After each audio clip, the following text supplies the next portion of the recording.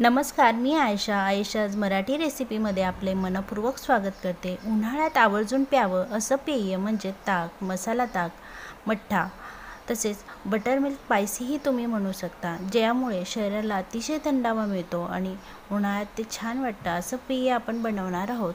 ताकामुळे पचनक्रिया सुरळीत होते व पोटाचे आजार नियंत्रणात येते त्यासाठी आणि बद्धकोष्ठताही देखील कमी होते।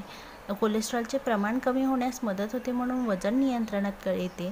आता मी सुरुवातीला मिक्सर जार घेतले, त्यात 2 हिरव्या मिरच्या घेतल्यात, जास्त तिखट नको म्हणून 2च घेतल्यात। आल्याचा तुकडा मी त्यामध्ये ॲड केला आहे, थोडीशी कोथिंबीर मी ॲड केली आहे। त्यानंतर त्यामध्ये थोडासा पुदिना मी ॲड करणार आहे, 4 ते 5 पाने फ्रेश पुदिन्याची पाने मी ॲड केली आहे।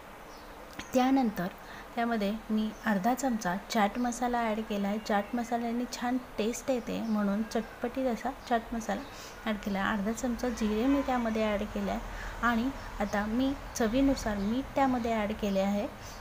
मला 2 ग्लास बनवायचे त्यामुळे 1 चमचा मीठ सफिशियंट आहे। आता थोडंसं पाणी टाकून मी हे मिक्सर जारमध्ये फिरवून घेणार आहे।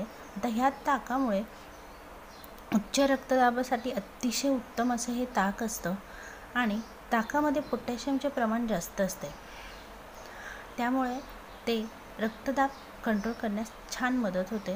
आता ही पेस्ट बघूया मी कशी केली आहे। जास्त स्मूथ अशी बारीक नाही, थोडीशी जाडसरच पेस्ट करायची। आता ह्याच मिक्सर जारमध्ये मी फ्रेश अर्धा कप दही ॲड करणार आहे ह्या पद्धतीने आणि त्याच अर्धा कपामध्ये मी पाणी ॲड करून घेणार आहे। साधारणतः पाऊण कप मी पाणी ॲड करते, अर्धा कप आणि अजून थोडंसं वरतून मी पाणी त्यामध्ये ॲड करणार आहे आणि हे मिक्सर जारमध्ये मी छान फिरवून घेणार आहे। 2च मिनटं फिरवून घ्यायचं आहे, फार नाही फिरवायचं आहे।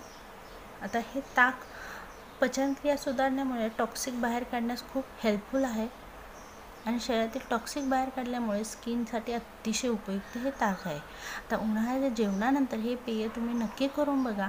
तुम्हाला जर ही रेसिपी आवडली असेल तर नक्की लाईक करा, कमेंट करा, शेअर करा आणि अशाच रोज नवनवीन रेसिपीसाठी आरोग्यदायी माहितीसाठी चॅनलला सबस्क्राईब करा आणि पटकन बेल आयकॉनला क्लिक करा।